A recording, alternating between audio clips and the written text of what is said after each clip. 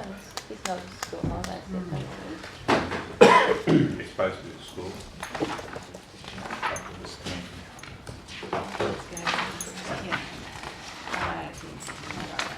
Well, good afternoon everyone. It is 1 o'clock, so welcome to our December council meeting, the very last for the year. Before we start, I would like to ask Julie Virtue from Havana House to say a prayer for us. Thank you, Julie. Good afternoon. Before I pray, I'd like to wish you all a happy and safe Christmas, okay? And to thank you for the generosity and the kindness of this council to this community. Honestly, I am always thankful for what I see, okay? But please don't think it goes unnoticed, because we just... we're in the most blessed town in New South Wales. Australia. Can we have that on record? Yes, Can we make it Australia? You're all being on record. Right. Let us pray. Father, we just want to thank you because you are God.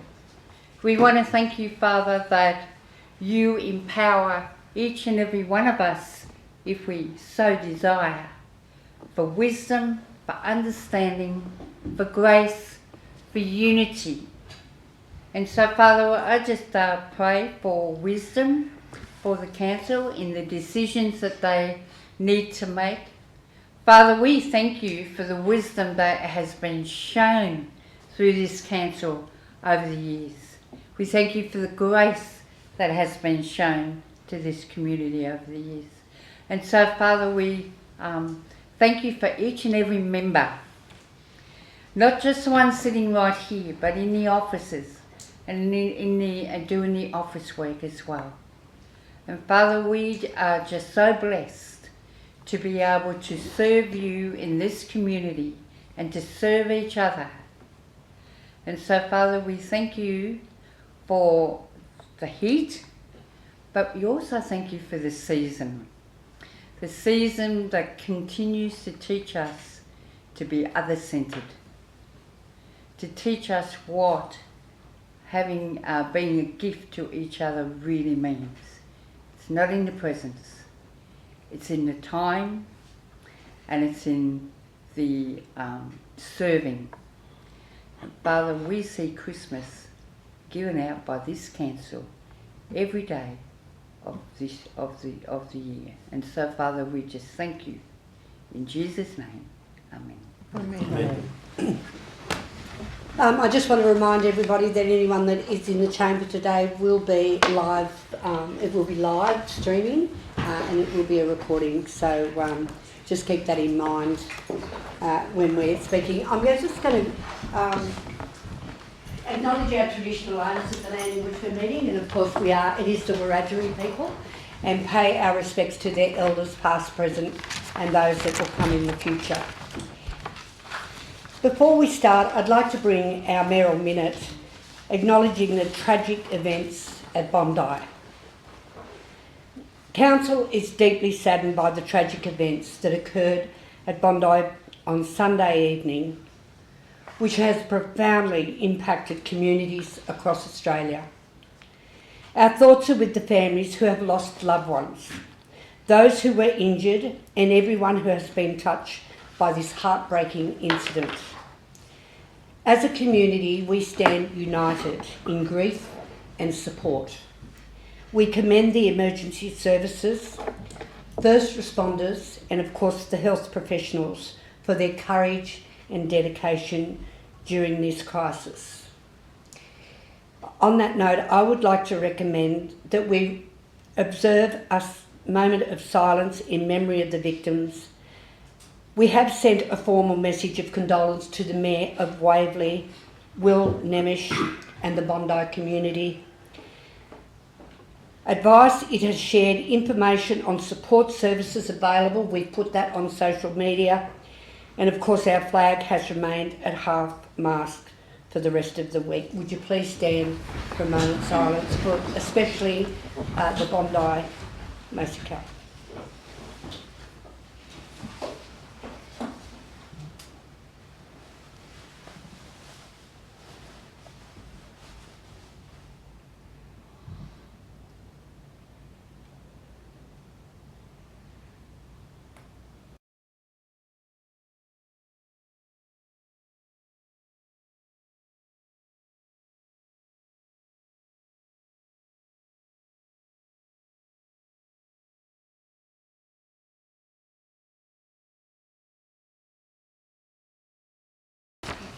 And could I have a seconder to that motion? Second that motion. Thank you. It's been seconded by Councillor Roylett.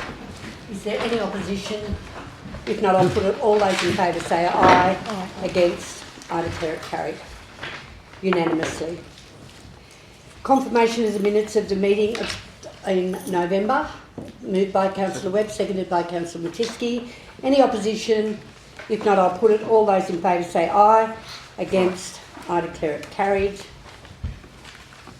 Our condolences for the month that has just passed. Raymond Montgomery, Rosalind Cutler, Terry Argus, Mari Joan Tomlinson, Alan Baker, Gregory Stewart Webb, Marty Parker, Muriel Perry and Colin McKenzie. Would you please stand for a moment silence for those people?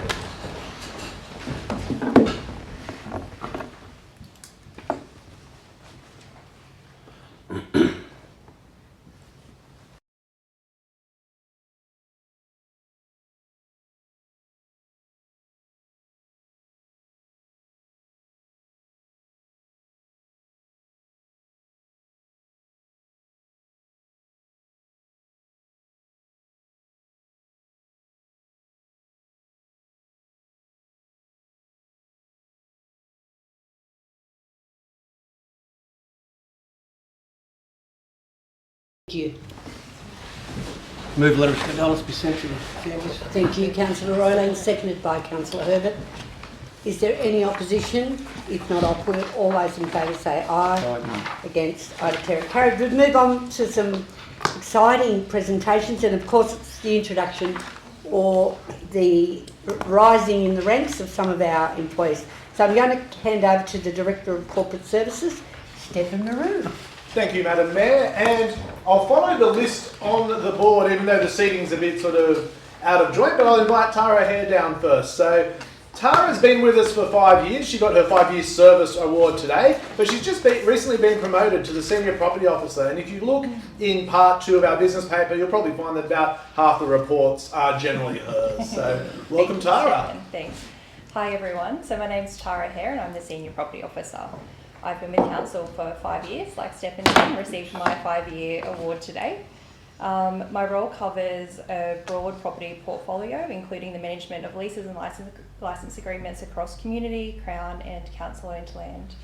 I also oversee Council's major accommodation assets, including Gemmalong Regional Education Centre and Apex Riverside Tourist Park, and work closely with the managers and staff there. Outside of work, I spend most of the time chauffeuring my 2 boys around, share their extracurricular activities. I purchased a home here in 2017 and yeah, I'm proud to live in Forbes and raise my family in such a great community. Thanks. Thank you.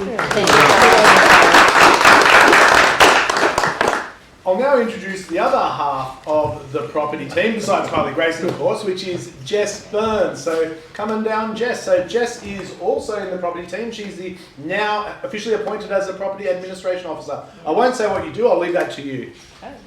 I'm Jessica Burns. Call me Jess, that's no problem. I've been with Council now since 28th of February 2024. Started as a business support officer and then moved into secondment into the property and governance administration position. And only today officially announced the property and admin's officer permanent position, which is great to hear, lucky for me. And I really enjoy working with Council and with Tara and Kylie and the rest of our team. I'm a bit more on the ground, working with Tara, the Senior Property Officer, with JREC and Apex, and doing leases and licences and other agreements with Council, and working with all the other teams' facilities as well. Congratulations. Well, probably I will go off the list. I'll probably introduce Mitch. So Mitch, come on down. Mitch, you'd probably know Mitch as a senior IT officer. Mitch has actually been successful in a 2-year contract role. What you don't know about Mitch is he has a special skill set for data, Power BI reports, everything technical business analyst world, which is, for me, is the best thing ever. So I've managed to pinch Mitch from the IT team, even though IT is also in corporate, and he's now working on building the best Power BI reports in the world. But I'll pass over to Mitch. Thanks, Stefan. I'm Mitch. As Stefan alluded to, I've taken a 2-year secondment across to do some business analyst work. So there's some reporting stuff. We'll do some improvement projects around technology, things like that. And John Ward will be taking on the IT team. So you will be left in good hands with John and Joel and Ewan. And I'm looking forward to the next couple of years smashing out some pretty cool work. So thank you. I'll go back to the board. You see Jack every single council meeting because she's here presenting other people. But today she's here to be presented herself as our new Learning and HR Officer. So Em's also been here for, I'll let you tell the story. You've been here for 5 years, I'll let you tell the story, Em. Hello all. So I've been here for 5 years now. I started 5 years ago as a trainee business support officer in Kylie's team. Where I studied for 2 years, and then I moved into the HR and recruitment officer role. And now I've been lucky enough to be successful in a permanent position as the learning and HR officer, and I'm super excited and very grateful to work closely with 100% of the business and supporting them in their professional development and continuing in the HR space, everything HR and recruitment and things like that. So very grateful and can't wait to see what's to come.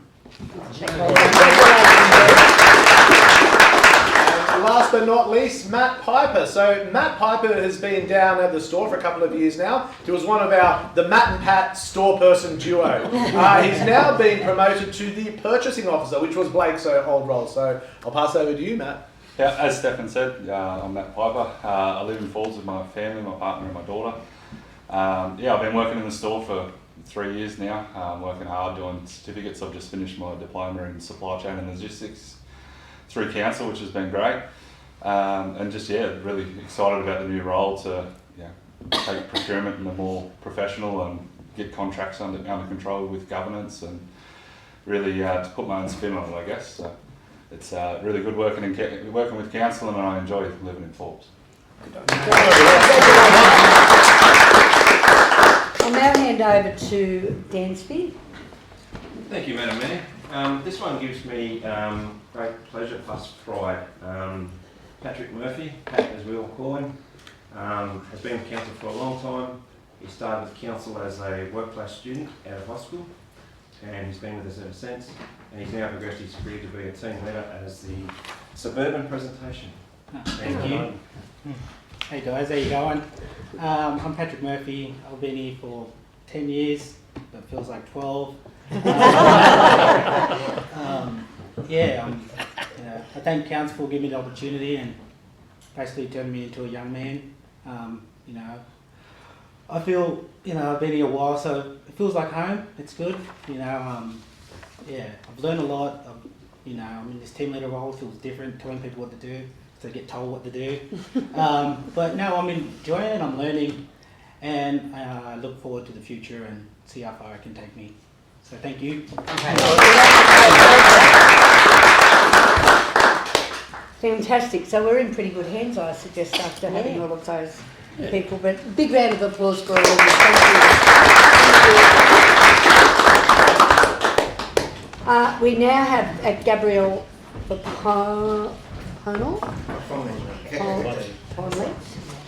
to present our council's financial statements. Are you on your own, or have you got someone online? No, on my own. On your own, okay. Over to you, Gabrielle. Thank you, Madam Mayor. Thank you all for giving me the opportunity to be here with you, present on behalf of Australian National,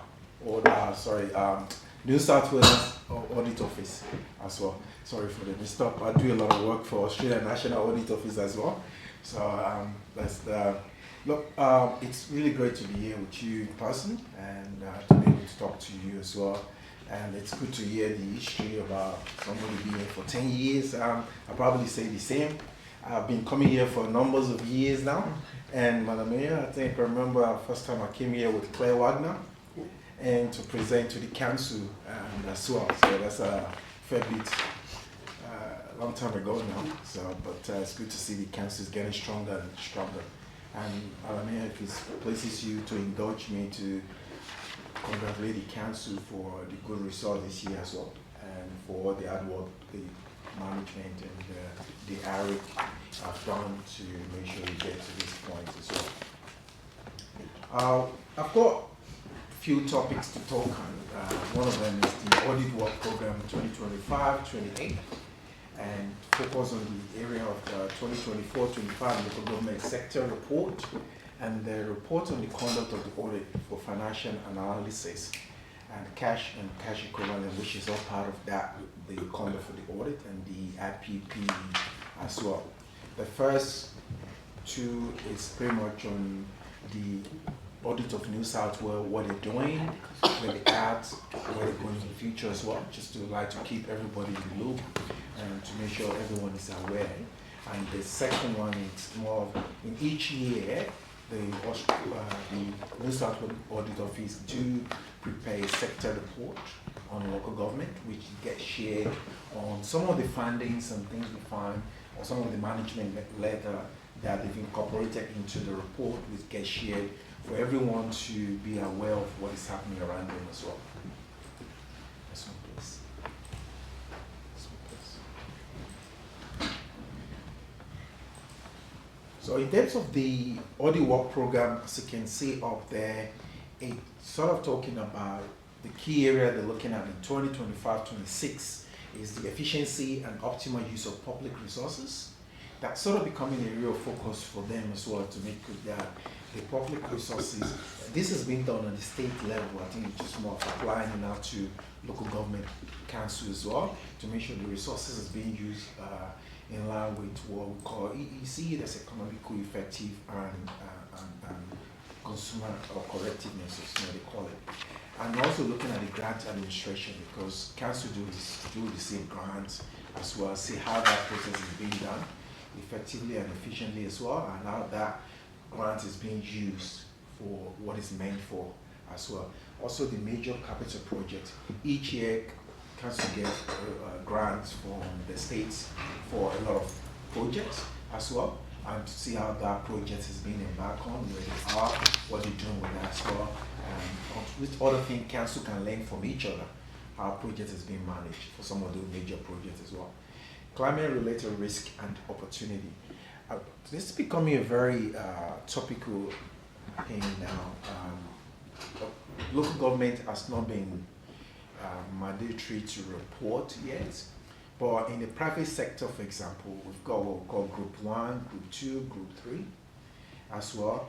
Group 1 have most of the big and listed entity who now having a sustainability report come into their financial statement, which are to be audited, which is being required. Then Group 2 will follow through by 26, 27. Then Group 3 will be everybody else after that. Even in the federal government level, the Department of Finance still sort of trying that out. So in the local government, I'm sure at a point it will come into play, because we cannot ignore the impact of the climate change in terms of what we're seeing, what is happening as well. So the assessment of that, how that is impacting on functionality, financial impact on the local government, will eventually start being assessed and be looking at in the future as well. First Nation community, and I think that's sort of that's one of the key areas of the new Auditor General as well. He's been looking at some of those things and how that's been done. This one, please. So when we talk about the financial audit will tend to look at what's important to the user. For example, the councillors, the mayor, the citizen, what is important to them in terms of financial statement, which is usually financial performance, position, and cash flow. So what they're looking at is this cluster a lot of, I'm sure everyone that been involved with local government for numbers of years used to see a lot of bulky financial statement back in about 10 years ago, or even about 5 years ago. It used to be a lot of this big. And if you compare that to current financial statement, you probably see a lot of those ones have been stripped off Because what we're trying to do is to see any unnecessary information that is not giving you any really additional information that you needed or require, I get sort of stripped off and taken away. So because financial statement is about what is relevant for you, what is informative to you, to the users. So some of these things they're looking at as well. They're also looking at the financial sustainability, just looking at analyzing the data across the entire council and look at how the councils are performing against each other, comparing regional against regional, rural against rural, and see how they're performing as well. The internal control. I think this is very important, and also for one of the reasons we come and look at some of the financial statement is to make sure the internal control process is adequate, appropriate enough for us to be able to give appropriate audit opinion on the financial statement of the council as well. So making sure those things are working, it's one of the areas we're looking at. And the governance. And I think the good things about the council is keeping everybody accountable. And it's in the audit, we look at what the tones at the top set, how it's being said. If the tone at the top is good, it means everything at the bottom will be working well as well. So in terms of the councillor, the mayor, they're holding the ARIC accountable, ARIC holding the management accountable. That's very important as well. Next one, please. So in terms of the plan performance audits, as I sort of mentioned briefly before, these are the areas they're looking at, the long-term financial planning. Part of it is looking at the audit risk and improvement committee, how effective they are since being implemented. We'll also be looking at how that can be improved as well. They were looking at the performance management monitoring in terms of how the long-term plan is being constructed, or the process around that as well. Next one, please. Also, the major capital project, effectively of the council overseeing the large capital infrastructures, and also the climate and risk adaptation and the waste management, which is pretty much common in every council in terms of waste management. Next one, please.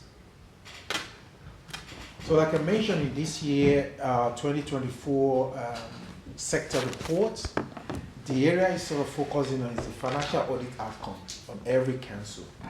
Financial sustainability is analyzing the data across to see how council are performing, what council is struggling, and whether there's any advice on how they need to tighten up to ensure that they can be sustainable going into the future as well.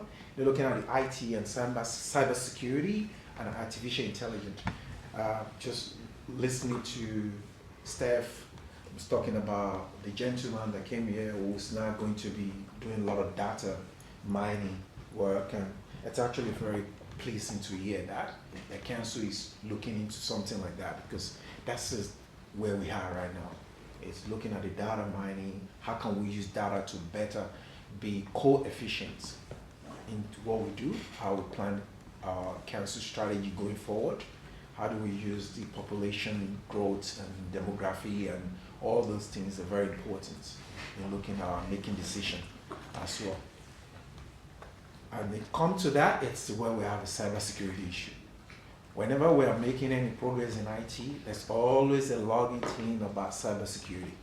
And so you see what council are doing around that aspect as well. The major project, I've touched on that, and also the internal controls and the governance. Next one, please.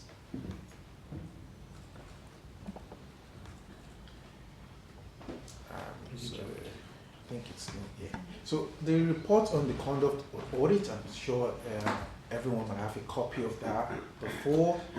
This is specific to Forbes Council in terms of how we've gone in 2024-25 financial year. I just show you a summary of some of the key data that's being extracted from the financial statement, which has been details in the conduct of audit report that's been provided to you earlier on as well. Next one, please. As you can see, the rate at annual charges increased roughly about 5%, 6%, as is there, and the grant contribution has gone up as well. In combined, it's about roughly to go the grant contribution in operating purpose, which is about 33, gone down previously, and then we have the grant and contribution for capital purpose also gone back the other way.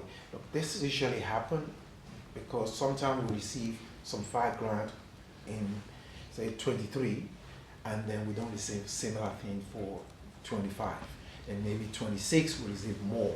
So it sort of fluctuates in each year as we receive them as well. So the council operating result is down by 59.3% to 6.1 million. And if we back out some of those numbers, which is a grant, and just leave the user charges and the rest of the other one, we're sort of trading more of a deficit of 5.4 million compared to where we were last year, about 1.3 as well. Next one, please. As you can see the diagram here, just to give you a better picture of where we were before in 23, 24, and where we are now in terms of the operating results. And some of the key things that we've highlighted that impacted on this as well is the high depreciation rate of 12%, and then the lower grant and contribution income that didn't come through as well. Next one, please. This is just to give you the pictures of, in terms of year by year, the compositions of the operation grant and the capital grant. That's just more of informative on where, what is increased, why they've decreased as well. In terms of the unrestricted ratios, as you can see, council is sitting about 1%. Look, last year was 1.67. It's a reasonable outcome for council. What it sort of means that your current assets over your current liability is about 1.20. It's always great to have more than that, but look, I think with current outcome, it's not looking bad for council as well. Next one, please. Cash. As you can see there, obviously we didn't receive much grant this year, and we have to do a lot of work. We've also have to purchase, which I will touch on the other slide as well. We have to spend some money on capital project as well. So the council currently have about 35.5 million worth of cash. Out of that, we've got about 27.7 external restricted cash, and the 9.3 as internal allocation. The water fund, as you can see on the corner, is showing that the allocations of those funds where it's sitting is, we've got some of the water funds, about 12.9 million. It's increased by 0.7 million, mainly due to one of the grants that we received. Domestic waste as well increased by 0.06 million, and sewer has gone back slightly by 0.76. The next slide will show you in a graph, in a pie chart, where are those internal restrictions or external restrictions are sitting as well. As you can see there, majority is sitting at water, followed by sewer, and then you have the specific purpose one, and then we have the domestic waste management as well. In terms of the council liquidity, I think this is where the good news actually comes in. As you see, even though we're talking about how the operating result is deep, but when it comes about the liquidity, in terms of being able to pay your bill or to convert what you got in the financial statement quickly, it's actually good news. You're sitting at 5.3. I think the benchmark is about 1.5 across. So it's actually a very good result for council. We're looking at this as well. IPP overall, I think council spent about 11.7 million on renewal of infrastructure of assets, and another 11.6 on new assets addition, which is slightly lower than what we did in 2024, about 13 M. But overall, council is spending a significant amount of money out for infrastructure, is about 20 something million. in the graph there, just to show where those money have been spent. Majority is going to capital work in progress, which is still ongoing, and we've got land and also the road and bridges and footpaths as well. And just bear in mind, I think we also did evaluations in 24-25 on our road and bridges as well, and including doing all this hard work that the council have to embark on as well. Next one, please. The problem with that, Gabriel, is every now and then they wash away. We haven't got it, and you get the same depreciation rate on when you haven't got one. I don't get it. Look, I'm happy to take any question you might have. Any questions, councillors? No. Oh, you finished? Okay. The cyber security. So I know we look at it pretty closely, and I know it's a big thing at the moment. That's quite amazing how much money leaves this country through cyber security. But are we up to date with everything? Have we got? Is there anything new we should be doing? Look, I think cyber security is a evolving environment. It's not a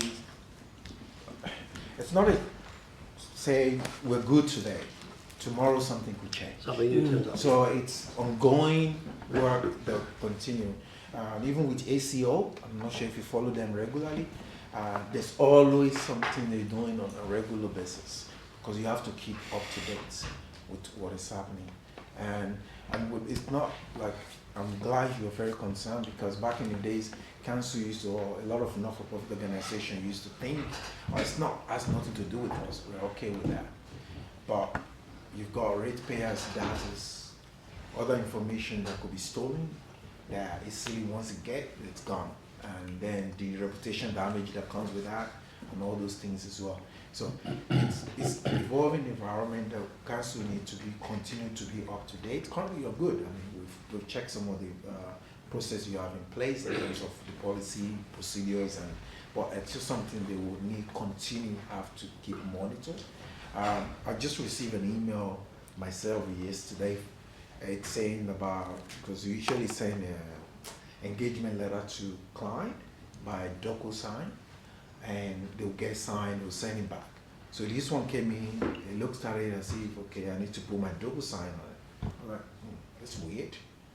So I sent him back to my IT and asked them and said, hey guys, is this legit? So they came back to say, oh, push shift, delete, let it get out. Don't click on anything. So that's phishing. So it constantly happens. And people, all is trying to get it. So it's something we sort of have to keep eyes on, make sure you're updating as you go. And Gabrielle, one of the common ones which we were talking about at our board meeting at Local Government New South Wales last week was, and we had it here in a minor thing where you get an email, say Stefan, it looks like it come from Stefan and you've got to pay this invoice, which could be $5,000, could be $50,000, could be 35, and it looks so real. And these are the kind of things that we have to have checks and balances to know that, you know, whether you're authenticating anything. So that's happening quite a bit throughout the sector.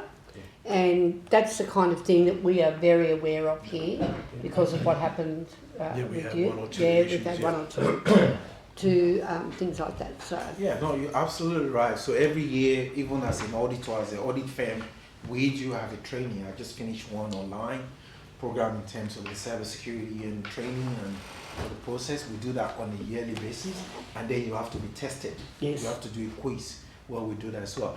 One of the things is you get an email, the question is the urgency of asking you to act on that will signal to you that something is not right. Because they're telling you, oh, you need to do it quickly, you approve the invoice quickly, it's waiting. And then the modality of the email as well, how it comes about it as well. Is it something, if I'm working with Steph, I know Steph well, it doesn't send me an email at 2 o'clock in the morning to approve anything. That is an alarm bell for me. No, he could do that actually. You know, and if you send me at 2 o'clock in the morning, I pick my phone and message him and say, hey, are you okay? Is everything all right? Are you expecting me to approve this? Is it coming from you? It's confirmation of that as well. So that will probably come, if it's not legit, it will come back to you to say, No, I didn't send you any email to approve anything. So he's doing that balance check, making sure you follow up, not just take it as gospel and say, okay, yeah, blanche. Because that's they had on people imports, making you to make a quick decision on the go, and that's what they get people. So Gabrielle, in a nutshell, we're going pretty good, aren't we? Yeah, he's just too tight with the money.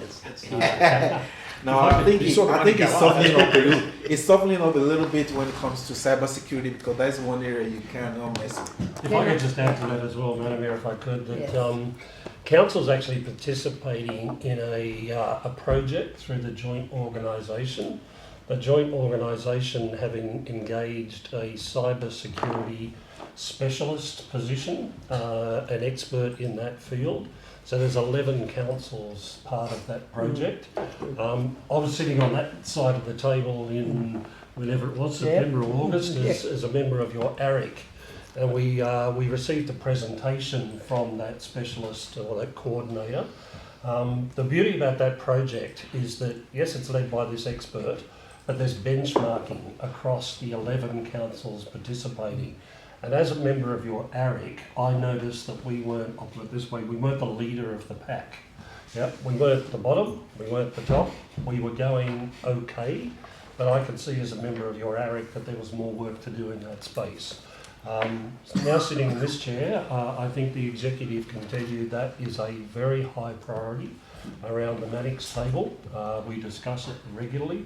We had a presentation yesterday from Stefan's team and the IT people about where we've done another self-assessment against where we weren't the leader of the pack. We've done a self-assessment, not an external one, but we have certainly jumped up the ladder in that space, even just in the last 6 to 8 months, I think, since the last one was done. So that's very good progress. What we received yesterday from the team was an action plan.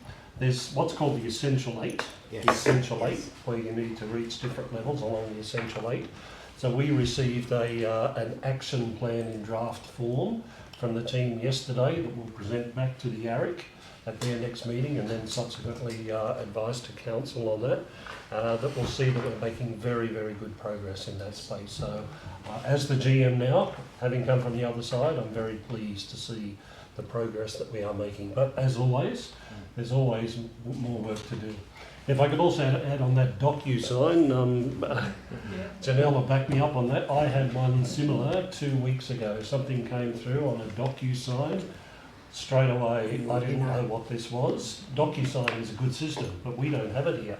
So something coming to me for DocuSign, I sent it straight off to IT and said, is this legit? As ours turned out, it was. So we were happy to sign it. So, but yes, that's the awareness. Don't click on it.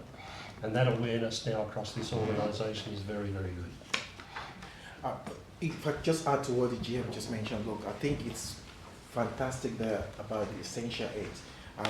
I do a lot of work. I've been working with federal government for about 19 years now, doing the audit for them. And it's not many, even in the federal level, that have very, very convergence with Essential 8. Even though we're talking about it with one of the agencies just last week, they don't know what it is. So it's pleasing to hear that you guys are doing something about the Essential 8. So that's the top when you're talking about the cybersecurity. The other term I was extremely pleased to hear from Mitch and the team yesterday in that presentation was the term, what are we doing to protect the crown jewels? You would be familiar with that term as well. So yes, identify what are those key things, those essential matters, the crown jewels, and how well have you protected those crown jewels. So even to hear that language is very pleasing to me as General Manager, to know that the team are onto this.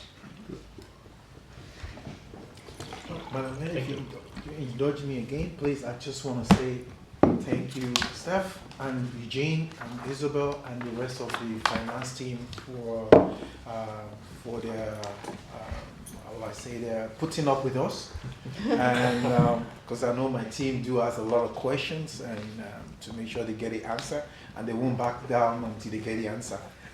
So if that means Eugene have to call me at 9 o'clock at night, but I'll discuss it. But 2 in the morning. thank you so much for that, and also Janelle for keeping everybody on track. Thank you. Thank you very much. Thanks very much, Gabrielle.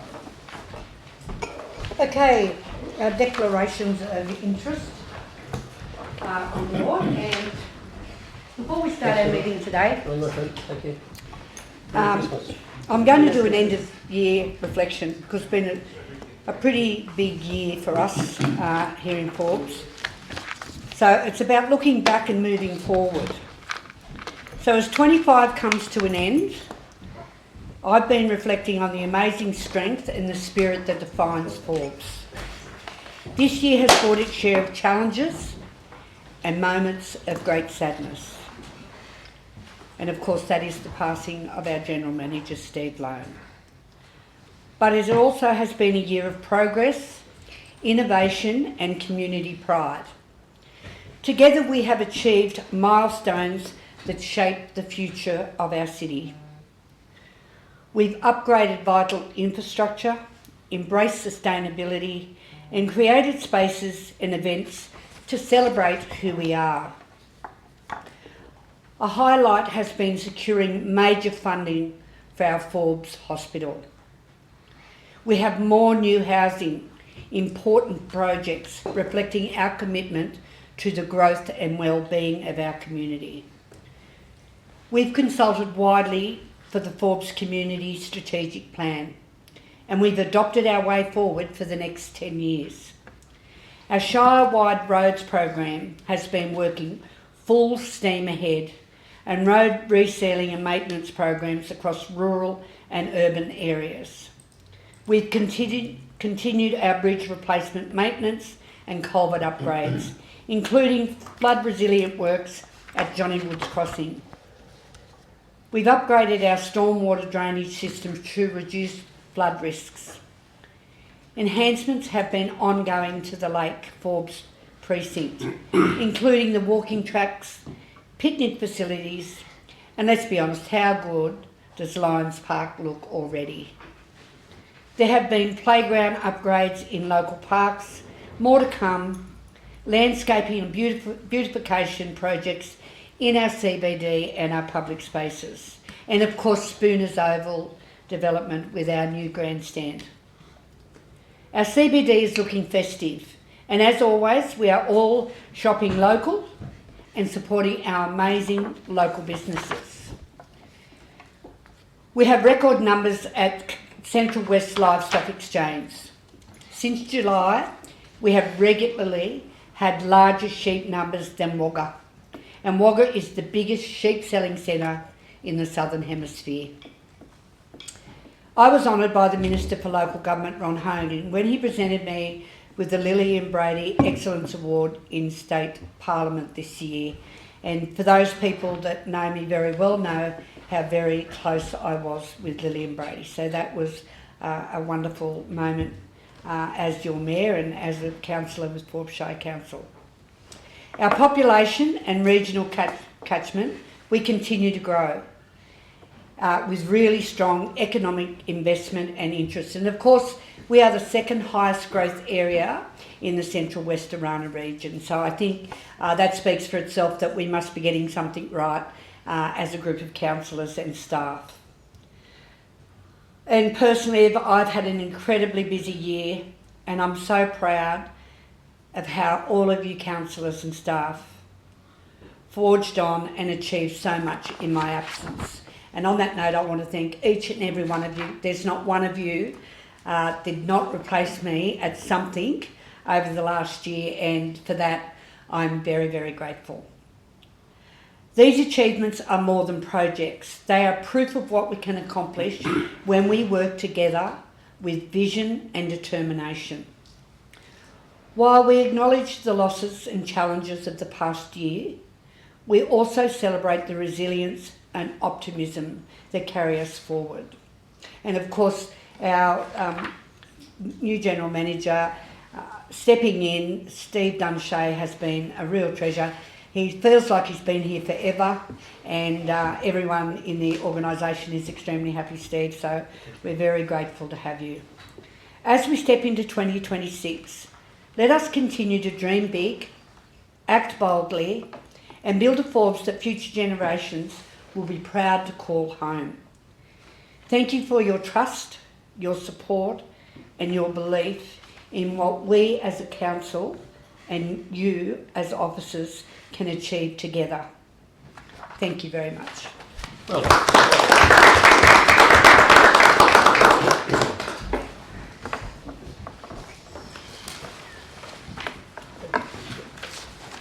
and thank you, Lady Mayor.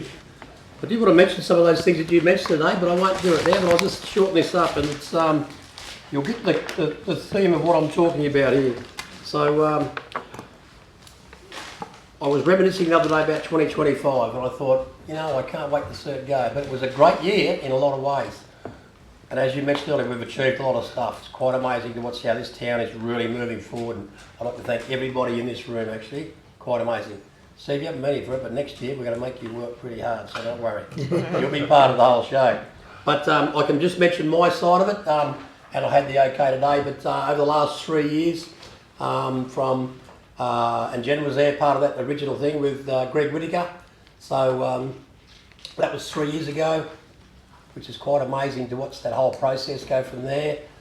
And every time I mention something, Forbes Shire Council is the first thing you think, Forbes District Hospital would be the first thing you should think of. But through to the Pean Hospital operation, back to home, which was hard work for that period of time. Another time cancer came back, so moved on again.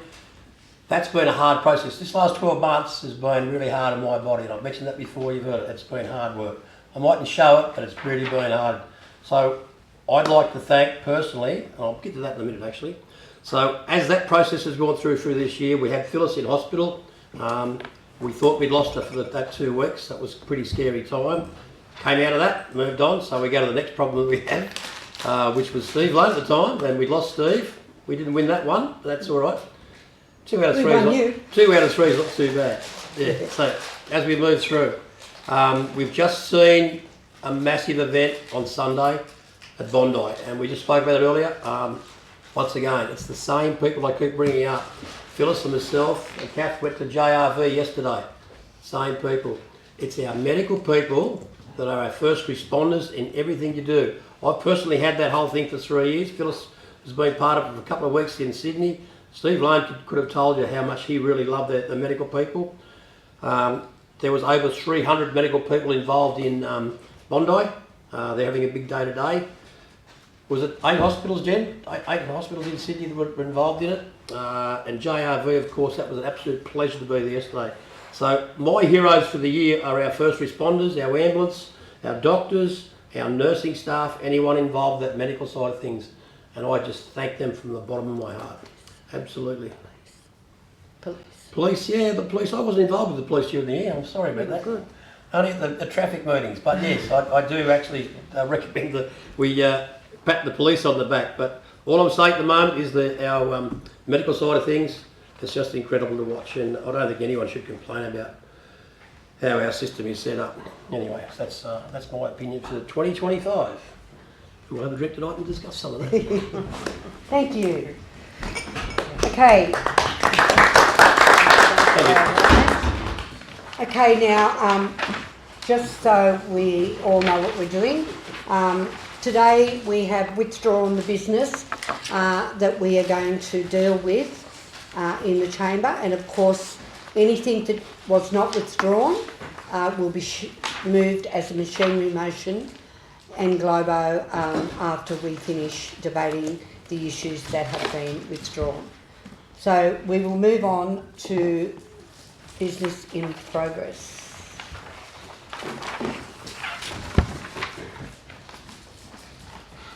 Sign it. Matters in progress. Page 9.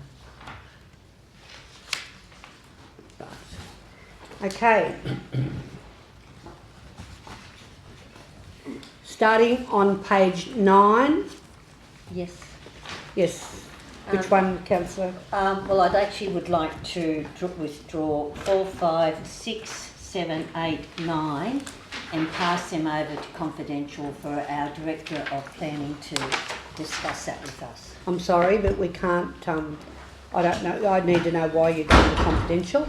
And can you do one at a time for me, please? 'Cause we can't do that unless there is there needs to be... Commercial and confidence? There needs to be a reason. Oh, well, I suppose I'm just wanting to know if there's been any further action. These are matters, we're not matters moving being this, these are finalised. matters that are in progress. So if you want to leave them, you can bring up whatever you like in confidential. Is there, if these are in progress, if anyone wants to know anything other than what's here in the progress, happy for that to be answered, but we're not moving matters that are in progress into confidential. Mine, Yeah. Which one? Director of Engineering, with the aerodrome boundary fence, the materials, or when we're going to do that, we've got the materials organised, or what? Through you, Madam Mayor, no, look, there is no budget currently at the moment to do the remaining boundary fence. We did nearly a kilometre earlier in the year, and I estimate it was about $24,000 worth of work to be done to complete the northern section and the eastern section. So council can either put that in the forward budget or next year or further down the track. But at the moment, there's no budget to do the work. Okay. Following that, councillors, we have added that to the wish list that we'll review early next year as well, project wish list, so it hasn't just disappeared. Can I have a go at 4, 5, 6, please? You can have a go at whatever you like, Brian. 4, 5, 6, 7, 8 and 9. They've all been done, when the electrical work and NBN was done, they've been right to go ahead with the selling them.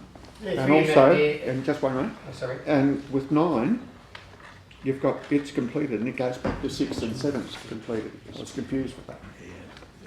Which is Madam Mayor, Councillor Matisky, I'm more than happy to break down the confusion and enlighten the situation. So with the development, projects team have completed the power upgrades to the subdivision. They've also completed the modifications to the NBN.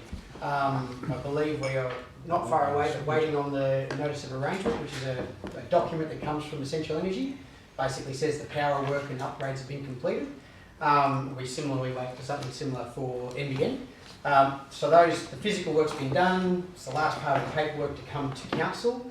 The subdivision certificate has been lodged. So Stefan's property team, Kylie, has lodged the subdivision certificate with council, with us, with our department. And in part to answer Councillor Duggan's question from earlier, we are waiting on the signature from Bunnings. There's two parts to that. One is for the endorsement of the subdivision, and the other one is the signature for the changes to the lease.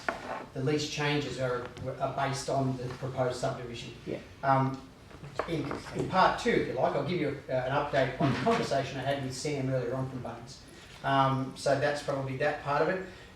Number 9 relates to a report that was presented a month or two ago, and that was about extending some time because of the time taken to get this final sign-off of the subdivision to allow the purchaser of Lot 6, who have an agreement for lease in place with a business, to extend the period of their sales contract, so they are able to honour that contract because we've had a bit of a delay with the registration of the subdivision. So that's what that one is, and that's why it's complete, because the contract has been updated and gone out from the property team. And they're happy with So that. that's 6 and 7.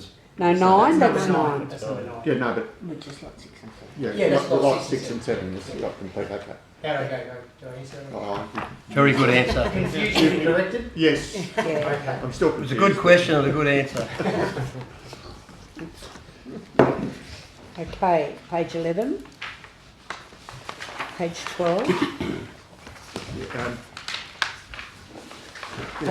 Yep. 17. I'm trying to beat Chris at the moment. Oh, you're not going to do it. The Heritage Advisory Committee meeting with David Walker and John Harrison, is that with the flood stones, or what's that associated with? No, so through you, Madam Mayor, Councillor Matisky, what this is about is It's in reference to the Cobb & Co coach. We've been contacted, the Heritage Committee, I think through Councillor Herbert was contacted by Mr Walker, and he has a desire to see the Cobb & Co coach that he owns displayed publicly. Where Mr Harrison comes into it is he obviously makes mud-brick buildings. So the idea is to have something out at the Lachlan Vintage Village that would be able to sustain and support and display that coach. Problem for us and the committee is there's a lot of different competing priorities that the Heritage Committee are wanting to do at the moment.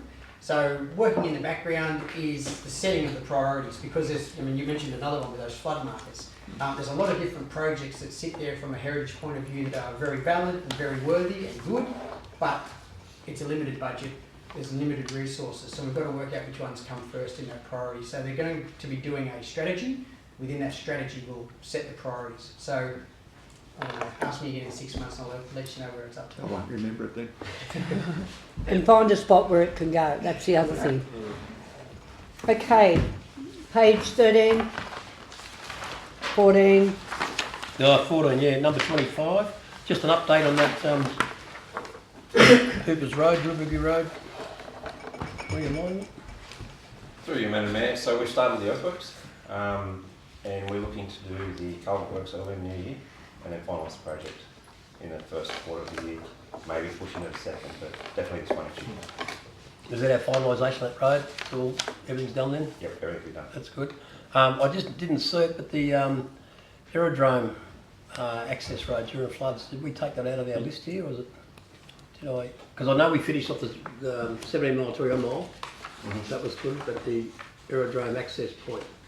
I think it was still on the map. Did I look at the wrong thing? Yeah. Still there. Oh, it's in 33. Okay. Yeah, it's there. I'll ask that question in a minute. What do you want to answer, Mayor?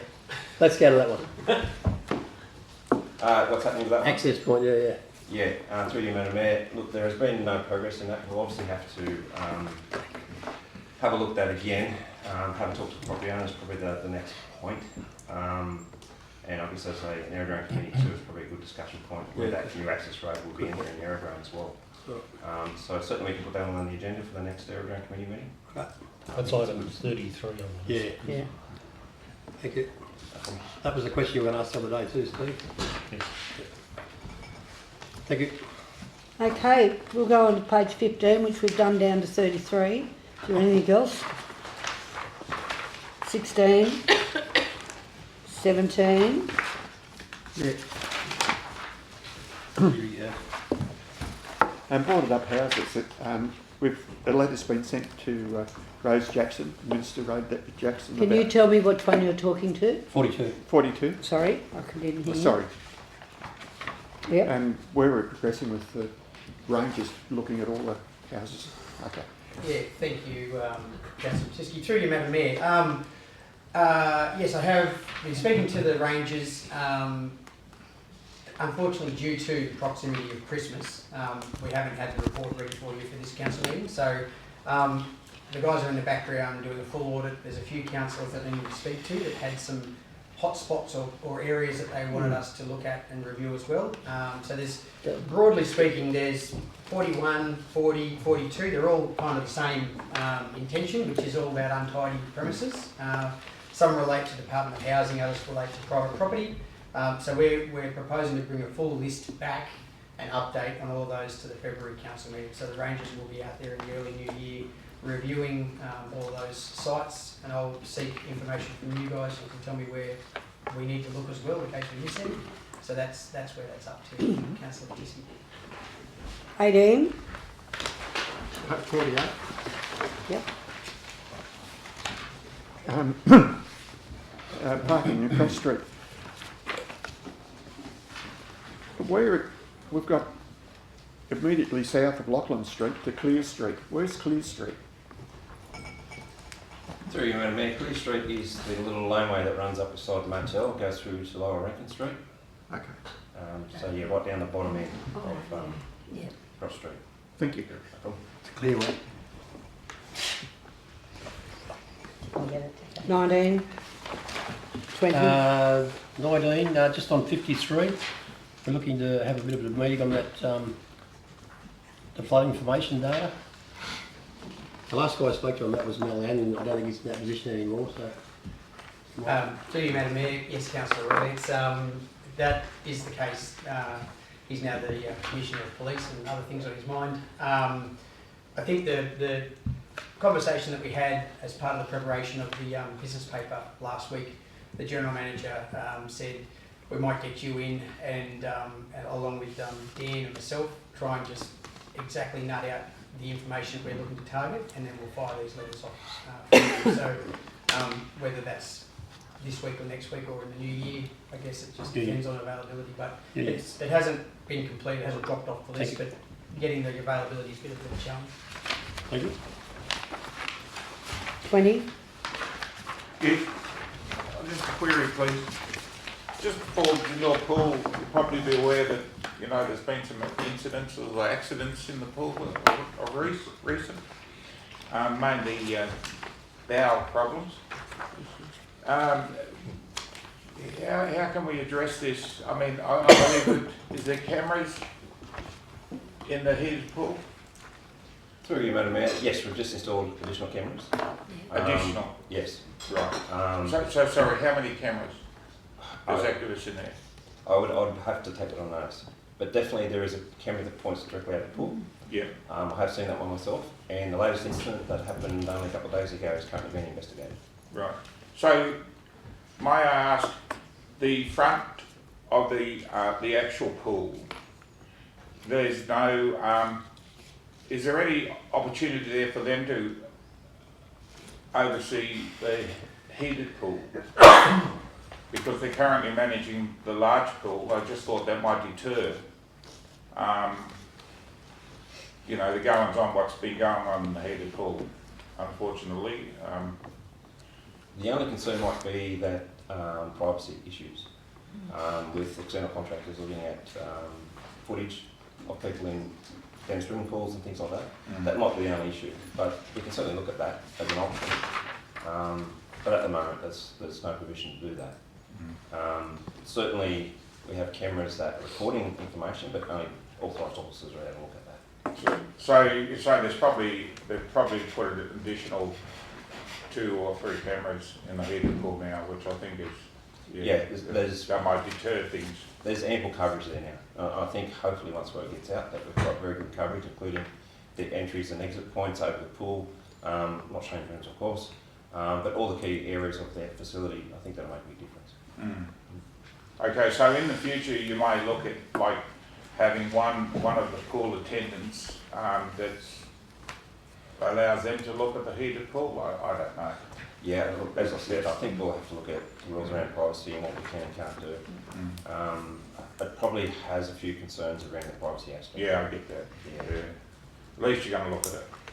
Thank you. Can I see a photo somewhere that we've got them? It's in here. Yeah, It's in your oh, it's in there, is it? That would have been. Yep. Okay. Yeah, full view of the Projects pool. report. Yeah. Oh, okay, good. 21. 22. I think we're in this.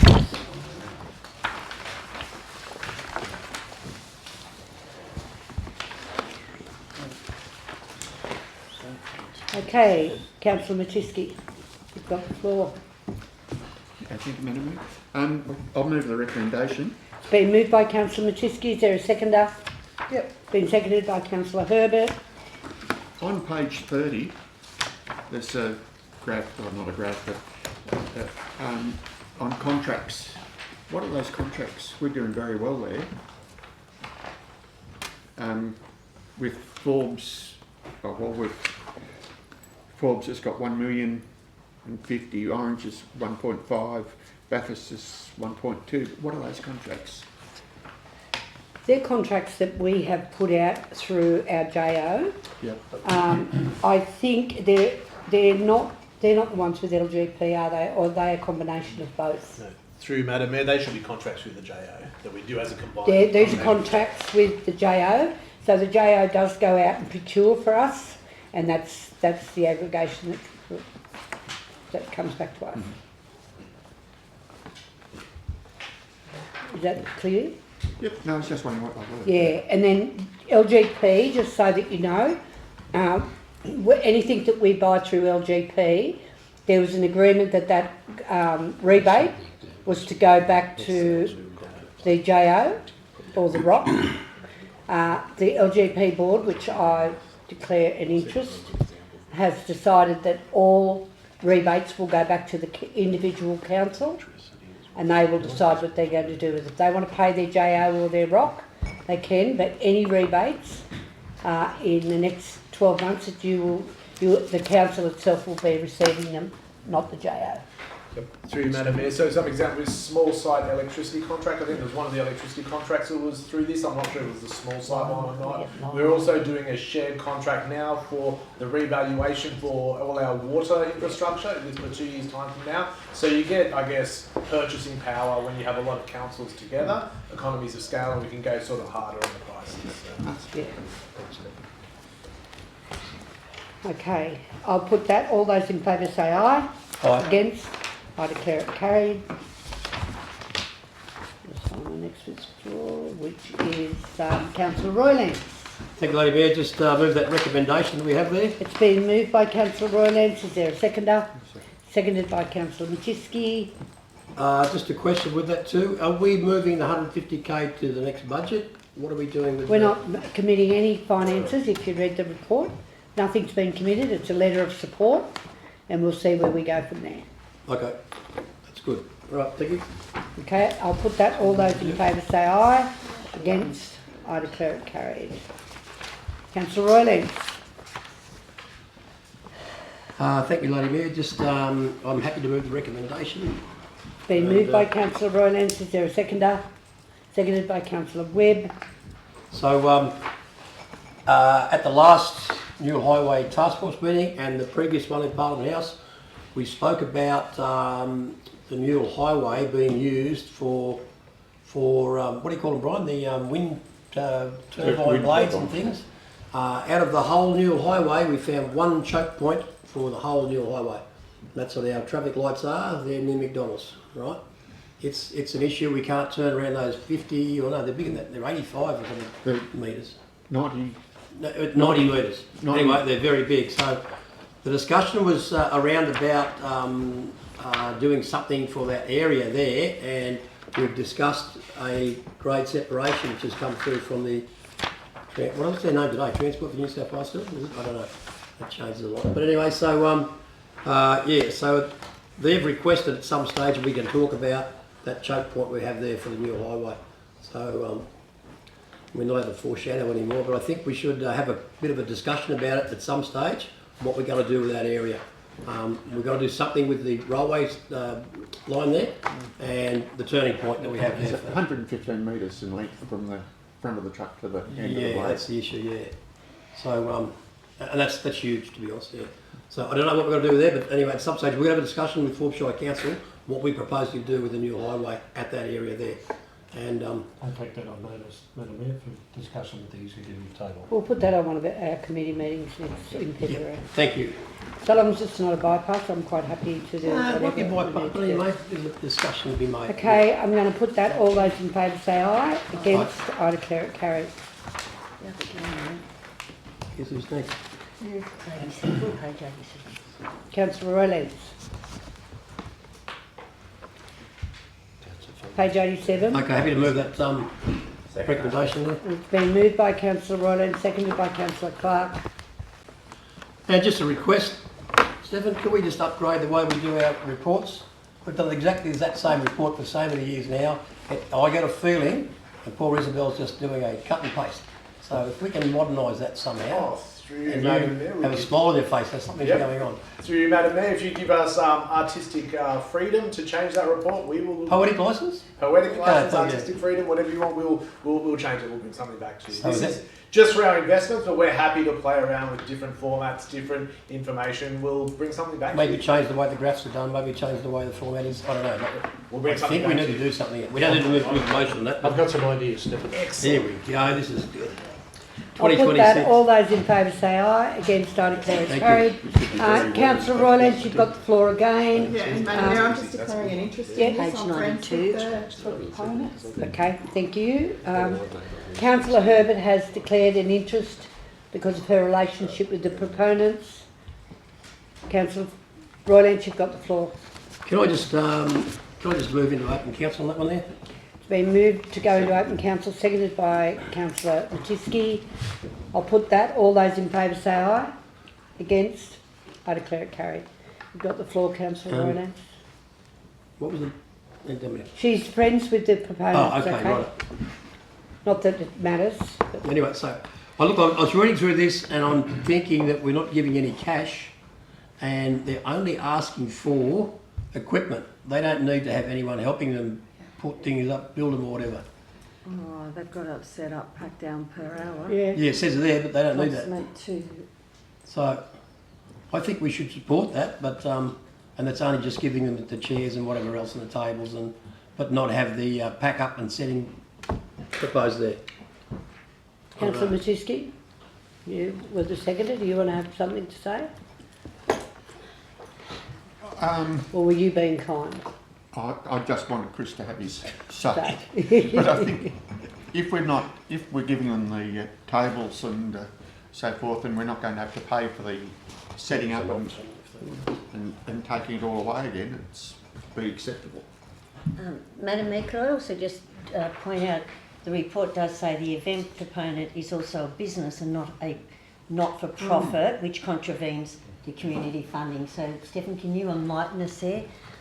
Because I think if we allow the hiring of some of this equipment, which can be done financially, it can also be done financially through the business chamber. If we're just going to give this, I just don't know whether we're going to set a precedent with a lot of other events. Yeah. So I just want a clarification. Through you, Madam Mayor, we do, obviously the community funding program, which is a council policy approved by council, does state that if it is a for-profit event, it shouldn't be supported. The other thing is if it's for a for-profit entity, that it also doesn't meet the funding requirements of the community funding program. So it's your program. If you wanted to change the program, go ahead. The only problem, you are correct, by doing something like this, you do sort of set a precedent, but we're in your hands on this one. So, anyone else got anything to say? I'm probably in agreement with Chris. I know it's not for profit, but it's for Women's Refuge. If we just give them in-kind chairs and tables and not put any of our staff behind it, we're not really giving any cash or anything out. It's just hiring of our... In-kind is costly. We still have the cost. It's still a cost. So there's nothing we can do that is free because we have to show those costs. Yes. Staff, yes, I understand that, but no matter what, there's a cost attached to this council. I'm very concerned, I must say, as your mayor, that we are contributing to a lot of things for fundraisers, but we're not getting a mention when that money is given to those people that they're raising the funds for. So I think there's a real problem here. We had our funding cycles for this. This should have been in the cycle. If we continue to just keep saying yes to these outside, people are going to stop going through the cycle. They're just going to put these in whenever, hilly-pilly, whenever they like. Yep. At some stage, the council, and I won't be making this decision, you have to decide, are we going to have those cycles and be a bit firmer? I can't see an urgency in this. Or are we going to just let people put these requests in any time they like and then backdate them to the next cycle of the community funding? Yep. I think the staff looked at this very clearly. Councillor Sweeney, you've got the floor. Yeah, I'm with you on that. I move that we don't do We're it. still There in is open- that. open We council. still got that cycle that if you put it out there and let one do it, it's like Phyllis said that everyone can see that they can just do it whenever they want. There is a process and a deadline. It should be followed to the T. And can I just make the point too that we do a lot of fundraising, a lot of private, like community groups or businesses do it. Every sort of project like this does incur cost anyway. Okay, to do a fundraiser does incur cost. Yes, it does. Okay, Councillor Clark, you've got the top floor. For me, it's pretty simple. It contravenes the policies on this. Yeah. I think we do. Councillor Caradiano, are you okay? Sorry? Are you okay? Do you want to say anything? No, I'm good, thank you. All good? All good? Thank you. Okay, does someone want to move that we go back into council? I'll move that way. It's been moved by Councillor Roylance, seconded by Councillor Duggan, that we go back into council. I'll put that. All those in favour say aye. Aye. Against? I declare it carried. So I was hoping today's going to be a great day. I wasn't going to lose anything. I want to be a winner all day today. You're a winner. So, so let's have a good look at this. It's not much money involved in it, I know. And you know what? Over the 40 years that I've been involved with this town, we've been saying every year we're going to stop this, and they're not going to do it over a short period of time. It's got to go through the right process. This will not stop, I can tell you now. Yeah, so we can be hard on them, but you know what? I think this is a great thing. I'm sorry, just as a point of order, which I'm going to give you, you haven't moved anything in your debating, so what are you moving?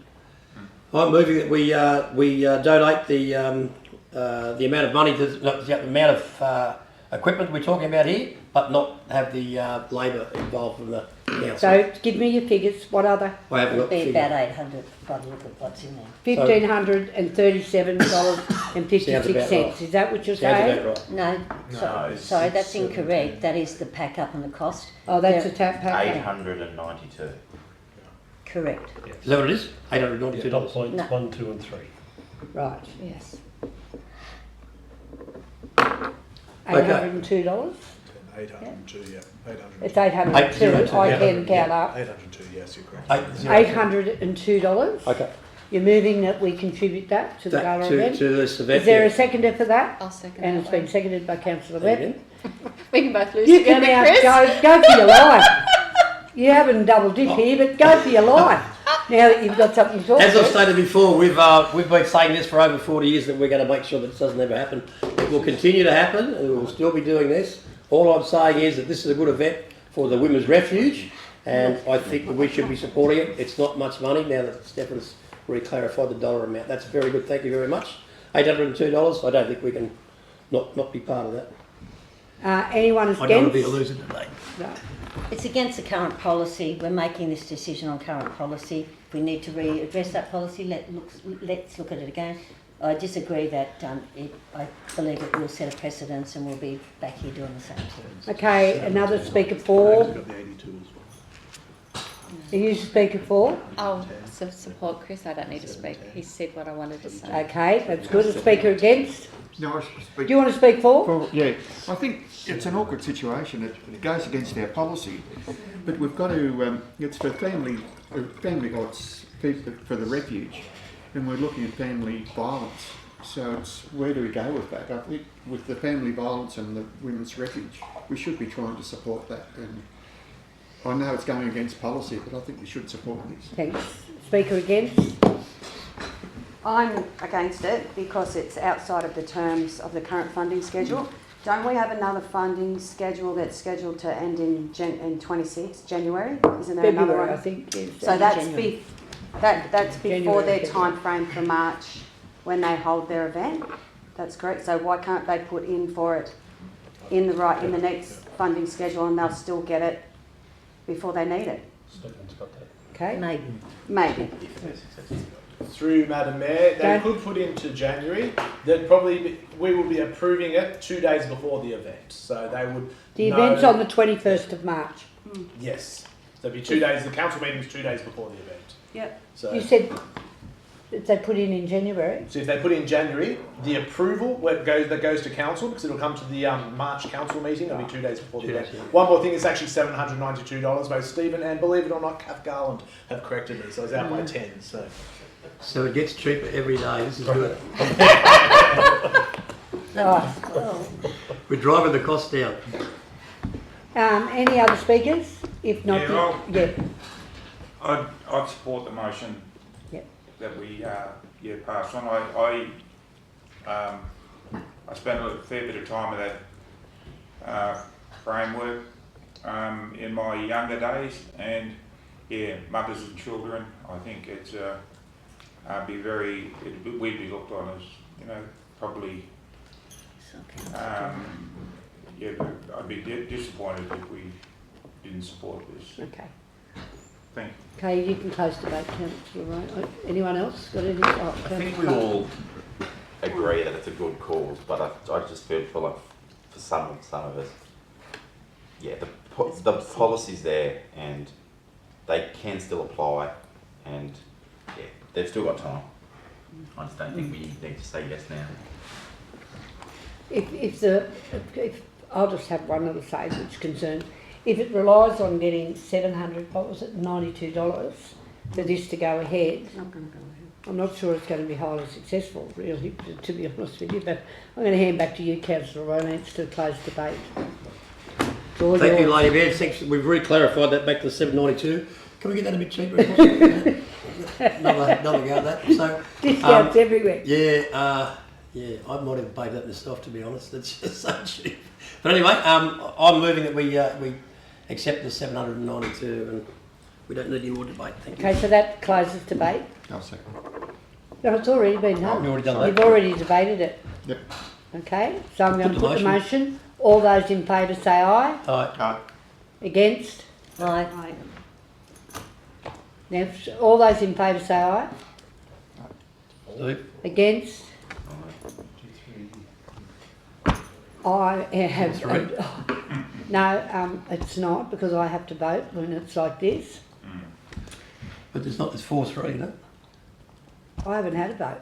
There's, Okay. It's 4-3. yeah. So then you'll make it go, hurry up. There's 3 there, and I'm the 4th. If I want to go that way, what I will do, I'm going to have a contrary motion, so I'm going to declare it lost by using my casting vote on that, and then we write to these people and explain the situation. That without not wanting to pack down and that it came to $792. We were concerned as to whether that was enough or not. Would they like to take the risk of putting in January under the right, doing it properly, and we would have that come to the March meeting? Happy to move that way. Yeah, thank you. It's been moved by Councillor Royland, seconded by Councillor Matisky. I'll put that. All those in favour say aye. Against, I declare it carried. What was that one? Councillor Royland. Page 105, yeah.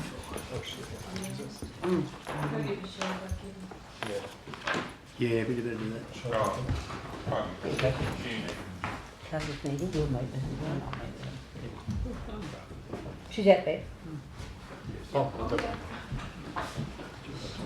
Just for your knowledge, that went down, and then when we worked it back, it was only working out at $792 without the pack down and the pack up and everything. So it went down, but the General Manager and I will meet with the proponents and we'll explain the system about putting back in for it in March. 792 won't make one bit of difference as to whether that goes ahead or not, we don't believe, and that's all we're offering today.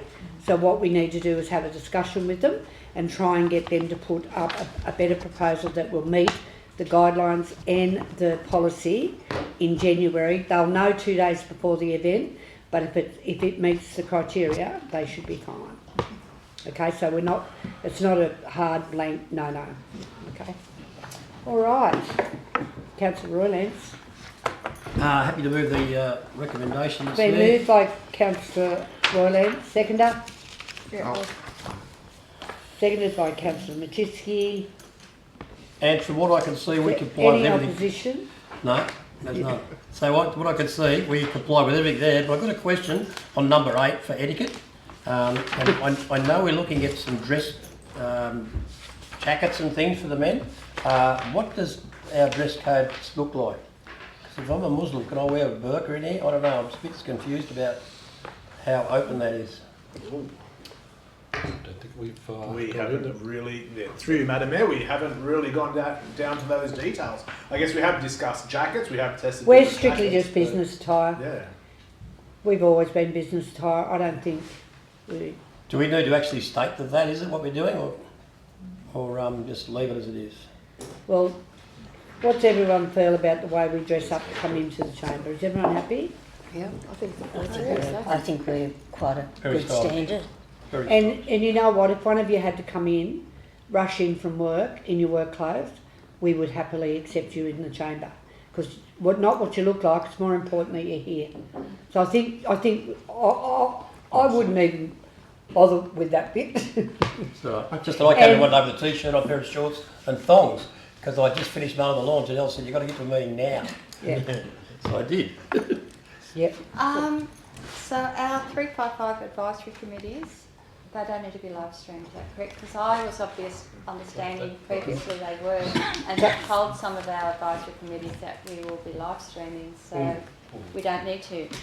No, we don't. That's through you, Madam Mayor. That's correct. That I was hearing those discussions in my early weeks here, but in discussion with Stefan and Kylie Grayson, our governance manager, we looked more closely at that. It's very clear in the guidelines that those rules apply to council meetings and committees of the council where it comprises only members of the council. Well, so as soon as there's a non-council member of that committee, those rules don't apply. That's good to hear. Yeah. Anything else in that? I think that there's, as far as anyone who's cook or they've got carer responsibilities or anything, we certainly will be accepting audio-visual link if there's a problem, and that the ability is in here to do that. It's illness, carer responsibilities. So just rest assured that that is still open to everyone. That could be left to the mayor's decision on the day. I wouldn't make that my decision. I believe that we agree as a group, and I think we all agree on that. Yeah, we do. And it's in here in the code of meeting. Yeah. See, what it was, just for, you could only come in audio-visually if the mayor approved it. So what's been happening around the state, where there's broken relationships between particular councillors and the mayor, they have not allowed people to come in audio-visually, so they've missed their council meeting. So say, for instance, you live, say, Broken Hill's a clear example, you live in Broken Hill and you're at work in Sydney, you can't dial in because the mayor decided no. Well, I don't intend to be doing that. I intend to be having all of you make our decision through this code of meeting practice that we will accept those couple of things that are in here. In time, we will have a discussion with the Minister on one of his expert advisors. I've been appointed. I'll be encouraging him that if anyone's got work commitments and they're away, they should not have to miss either committee or council meeting. So I'm going to work on that, hopefully, when I start doing some of that work with the Minister. This is okay, we'll live with this because we're a good functioning council. So I think it's fine. So if there's no further discussion, I'll put it. All those in favour say aye. Against, I declare it carried.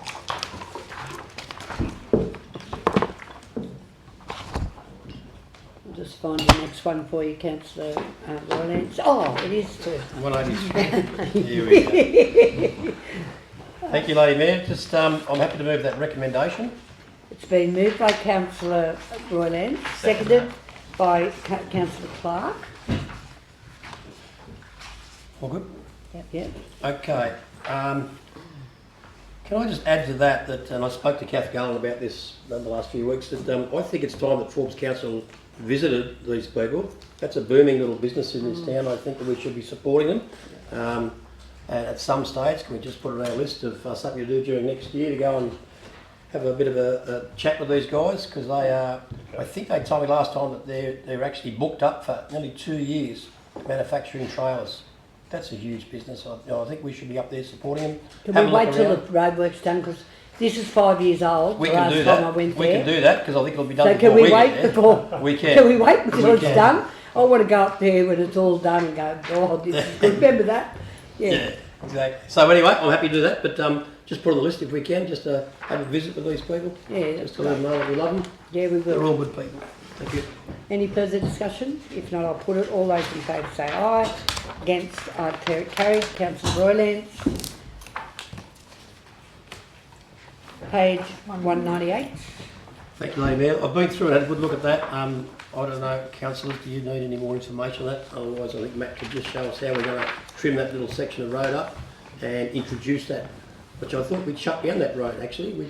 So we reinstate that bit of road, or the full laneway, I don't know. Through you, Madam Mayor, thanks Councillor Royling. So yes, at the moment I guess there's a few matters to be aware of in this proposal. As it is at the moment, it's 4 lots of land, each of approximately 8,000 square metres. Each has a building entitlement. So it means that if they connect to sewer and water, they are in a flood precinct and category currently. That means that they are existing land, so they have an existing building entitlement. What the proponent has asked council to do is, would you consider realigning the boundaries? So still 4 lots gives no more or less opportunity for dwelling houses in the location. But what they know, I guess, as part of this, is that the access is the issue, because 2 of those lots are landlocked, so they can't actually get formal access to a road. So on page 199, down the bottom, you can see what they've proposed, which is 4 long skinny lots all fronting River Road. Council has, the staff have considered the application, bearing in mind there was 3 submissions made against the application. Overwhelmingly, the issues conveyed in the submissions was to do with traffic and traffic management and the use of the road. There was also the intensification of dwellings along River Road. So where the staff landed was to allow 4 lots, because 4 lots exist currently, so allow 4 opportunities for housing, again, no more, no less. But what we've done, if you look on the plan on page 208. Madam Mayor, that's the one. If you look on the plan on page 208, so lot 39 and 40 are of the arrangement that they suggested and accessed via River Road. 510 is the original lot of land. Sorry, I take that back. 39 and 40 are in the realigned arrangement. Lot 510 and 511 are in the original arrangement. 40 and 39 accessed off River Road. 510 accessed off River Road. But we would control in a future development application where those accesses can go and address those. And then lot 511, which is still an original lot, is accessed via, and this answers your question, Councillor Roylance, an existing lot of land that was a former closed road that had been purchased previously by the land owner. So they would have to open that back up. It doesn't become a road, it's literally a driveway that gets them to 511. And the only other thing the only other matter to really mention on 510 is there's the realignment of the road. So that means that we need to shave off approximately 300 square metres because River Road at the moment, as you can see there on page 208, goes over their property. So we would acquire that land. There's a resolution that's been reported to this council previously, so that's in train. Stephen's property team have got that in hand. So this is I guess what we're asking you is to consider something a little bit out of the box. It's not exactly what it's been asked for. We've considered the submissions from the community. We think we've come up with something that everyone can live with. Thank you. So that road will only be open up to that point though, that yellow point there? Not further on? Okay. No, correct, because it's only servicing lot 511. It would be the access for lot 511. All right. Okay. Can I ask, isn't that that access to the river? This is on the north side of River Road. Oh, so okay. The south side, that's on the other side. So yeah, okay. I just can't understand why they put red lines over the road. Yeah, so it's not uncommon for lots to go over our road reserve. It's not uncommon for us to build roads. Close your ears when I say this is not going to It's not going to have any impact on the access to. Well, at times the road goes in a certain spot, but what is actually the legal corridor might be 5 metres that way or 10 metres this way. So Back up my way. yeah, so sometimes the road doesn't go in the right location, and then you've got to make these minor corrections, and you go and seek a little bit of extra land for the road corridor, which is what we need to do here. Any further discussion? No, it's not about that, but I'd be happy to move that motion if nobody got any more questions. Been moved by Councillor Ronan, seconded by Councillor Cradiana. No further discussion. I'll put it. All those in favour say aye. Aye. Against? Ayes carried.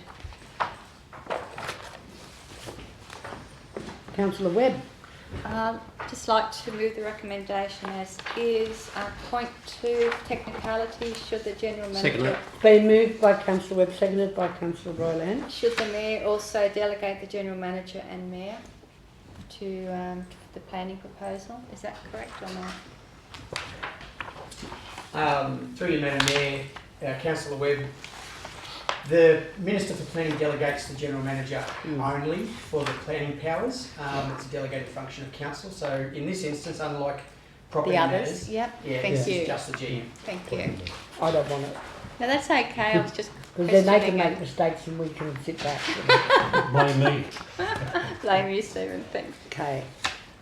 Is there no further discussion? I'll put that. All those in favour say aye. Against? I declare it carried. I'm just guessing who might the next one be. Brian.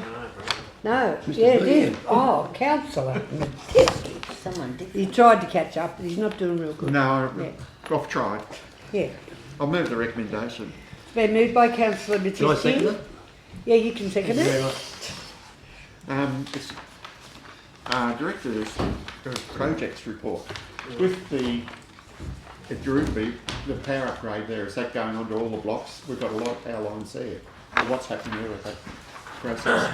Thank you, Madam Mayor. Thank you, Councillor Matisky. The actual power lines out at the industrial estate have been put in earlier, but the works that we're doing now is upgrading the power lines from Landrace out to the industrial estate, upgrading the conductors and the insulators and the power poles to get enough power out there. Once that's done, we're also putting on 3 transformers to provide power to each of the blocks. Thank you. Thank you. Any further discussion? If not, I'll put it. All those in favour say aye. Aye. Against, I declare it carried. Councillor Matisky, you've got the floor again. Move the recommendation. It's just a Been couple of moved by questions. Councillor Royland, Councillor Matisky, seconded by Councillor Duggan. Ah, yes. Question Okay. on the Homemaker Centre, the car park. We've got down there $43,000. Is that goes onto the businesses there on their rates, or why is that entry there? Through you, Madam Mayor, it's if I'm getting the question correct, Councillor Matisky, there is budget allocation for the upgrade of the car parking at the Homemaker Centre. Yeah. This is based on the lease agreement with Bunnings. So Council previously, through budget allocations, have committed a certain amount of money to be able to do that upgrade. So that includes shifting the existing pump station. There's a sewage pump station there, so we're X amount of car parks short. Once everything gets fully developed, we're getting ahead of the game. And this is all part of the negotiations we've been having with Bunnings with regards to the car park. So again, I think if I've got your question correct, it would be council funding it, and it's part of our Homemaker Centre. It's part of our commitment we've already made to provide the appropriate amount of car parking spaces for the final developed area, all the lots that are created. And in the leases, we've got riding for disabled out of the lease has been renewed for that out of the Central West Livestock Exchange. Then are they still in existence? That's probably Stephen's question. What page are you on? I think the property report page or 37. Wait, sorry. I think that's in part 2. Yeah. 327? Yeah. Oh, wait a minute. Sorry. That's No. it. Yes. 331. Sorry. Better leave it. Yeah, yeah. So what page are you on? Or I withdraw. 325, 21.2. Because I'm totally Yeah, lost. no. I'm out of it. Okay. In more ways than one. Okay. I'm going to put the motion. Bring it up. All to the those next in reading. favour say aye. Against, I declare it carried. It was moved by Matisky and seconded by Duggan. Yeah, So what did we do? Oh, that's-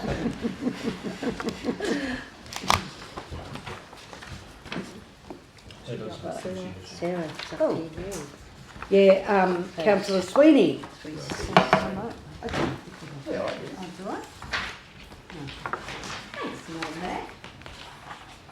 So just some inward correspondence, some letters of appreciation. So, via email from Sharon Moffat, I am sending a big thank you to the 3 men currently working on our road, Amaroo Way, which had been steadily deteriorating, particularly over the last 3 months, with the last week being done on the road about 9 months ago, March 25 if I recall correctly. These men dampening the road, grading and rolling it, significantly improving the surface. This work is making the road far safer for users and is reducing the risk of damage to vehicles. Thank you once again to these men and to Council for including Amaroo Road in your work schedule. Colleen, Dean and family. During this time of sorrow, we learn how much our family and friends mean to us. Thank you so much for your kindness, sympathy and thoughtfulness at the time when it was much needed and deeply appreciated. Matt Robinson from Charters Technology to Councillor Herbert. It was great speaking with you at the recent LGNSW conference, and thank you for taking the time to visit the Charters Technology booth. As discussed, I wanted to acknowledge the Forbes Shire Council team, including Stefan, Jackson Burton, Greg Hands, Michael Todd and everyone else involved for their work in implementing Council's asset management system. The fundamental effort required to establish these systems is substantial, and the team's knowledge, dedication and commitment are already making a meaningful impact on Council's operations. And the financial management of its assets, the work they're doing sets a strong benchmark for other regional councils across New South Wales. We've thoroughly enjoyed working with the team and are excited to see the efficiency, gains and improved asset management insights that will come from this work. We're also looking forward to the next phase of the project, which will involve deploying mobility apps to field staff. Yeah, well done. Card from Lisa Schiff to our Mayor Phyllis Miller and councillors. Just a quick thank you for your strong and compassionate support for both Steve and I over the past 12 months throughout his illness. We could not have asked for more. As for Steve's memorial, it was everything that he had visioned. Your support and the extraordinary effort of council staff contributed to a very fitting memorial for Steve and fond, if not sad memories for me. So thank you from the bottom of my heart for your support and effort. After 8 years, it's hard to leave Forbes. You have become family and my home is always open for a cuppa if you're passing by. With love and kindness, Lisa. Alison Baker via email. We have hosted visitors in the town in recent weeks and all have commented unprompted on how great Forbes is looking. Clean, neat, lots of new builds, upgrades, beautification projects in progress, and how lucky we are to have such a proactive council. Well done, everyone. Colleen Scott via email. I went into council today to pay our rates and was welcomed by this very helpful, well-mannered gentleman. His name was Savio. He helped me so much with a little issue. He was patient and could not do enough to help me. I never felt rushed and he explained everything along the way. Forbes Shire Council should be so proud of this gentleman and what a wonderful person to greet the public. I would just like to say thank you for the lovely experience at council. Again, thank you, Savio.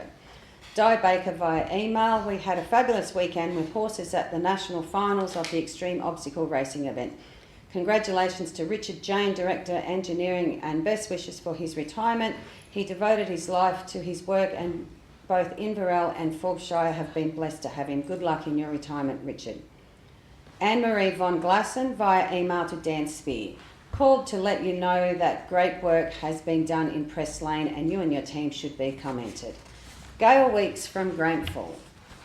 So Gail sent a letter of appreciation, letter of thanks from Gail Weeks, former resident of Forbes, who brought her kindergarten granddaughter to post her Santa letter at the council Santa letterbox. She commented on the friendliness of the ladies in the front office. We appreciated the excitement of her granddaughter on posting and receiving a heartfelt reply. That's it. Okay, would you like to move that recommendation, Councillor Sweeney? Yes, I can move Been that. moved by Thank you. Councillor Sweeney, seconded by Councillor Herbert. I'll put that, all those in favour say aye. Against, I declare it carried. Okay. Is there any business without notice? Yes. Yes, Madam Mayor. I'd just like to bring up with the Director of Projects in respect to parks. The lake's looking fabulous. Apex Park we're going to upgrade very shortly. We had initiated a park area with equipment at Pit Stop our area that we call Pit Stop anyway. I think now with the great facilities we have with our upgrades of parks around the area, that should be just simply changed to an area of rest with a bit more shade and some chairs, and eliminate a lot of maintenance. So what I'll do, thank you, Councillor Duggan. What I'll do, Councillor Duggan wants to bring this forward so that we're not expending our resources on planning to put some playground equipment because that is what is on the books at the moment. So I'm going to put a motion as I believe it's urgent. Let's get it done and dusted so our projects team doesn't have to keep considering it. So I'm going to put do you believe this is urgent, that we deal with this today so that we can stop any future works being done for the park down there, what's it called? The Pit Stop. The Pit Stop Park. So I'm going to put that motion first. If that gets carried, you can then move the motion. All those in favour say aye. Aye. Against? I declare it carried unanimous. Councillor Duggan? Can I just move a motion that we change the structure at Pit Stop Park to simply a rest area of shade and a couple of trees, a couple of seating, sorry. Okay. Maybe a table. That's been moved by Councillor Duggan. Is there a seconder? Yep. It's been seconded by Councillor Herbert. Is that all you require in the projects team to be able to stop, spending all your time on that? Yes, we've got through the DA stage on that, but we'll halt that. We'll withdraw the DA. Sorry, we'll withdraw the DA and we'll reconvene with Parks and Gardens and planning ourselves, and we'll do something that's a bit more sympathetic to the area. You bring that forward to one of our committee Yep. meetings. That'd be great. Thank Okay, you. it's been moved and seconded. Is there any opposition? If not, I'll put it. All those in favour say aye.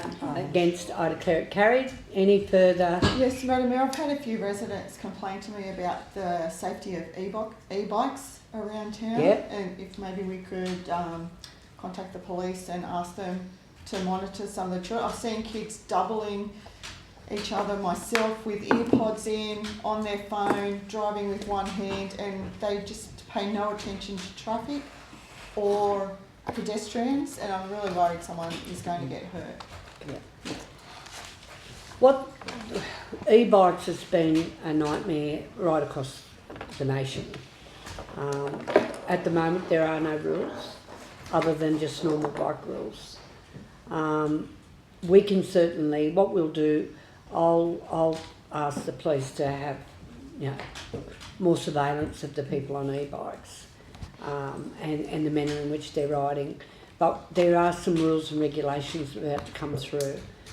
Minister John Graham is in the throes of doing those rules and regulations, and I must say, in conjunction with the e-bike people that own those companies and also sell those bikes. So everyone's looking for an answer to that. All we can do at the moment is get more surveillance, and that's what you're asking us to do.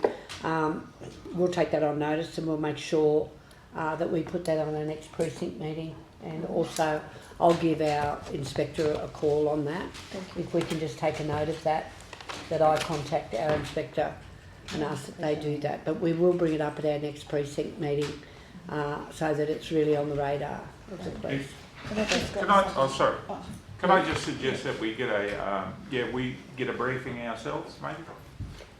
It's just as far as the rules with the e-bikes. They haven't come yet, Steve. As soon as they do, as soon as we get them in our hot little hands, they'll definitely come to the chamber so we can understand. And they'll certainly go to traffic, which will mean that they should be in our business papers.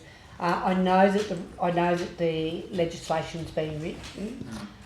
It's only a matter of time. I think it might have been introduced when I did that. I did some media on it with the minister. But I'll chase that up and I'll get whatever I can from LG New South Wales, where that's up to. And I'll get it out to everyone. I will. Can you note that for me to get that information? Thank you. And Madam Mayor, the other thing I wanted to bring up was how great the trees in Lachlan Street are looking. And maybe if we don't do the park at Pit Stop, could we make my Duggan happy and have trees put down Rankin Street before she retires. Well, you haven't got the time now.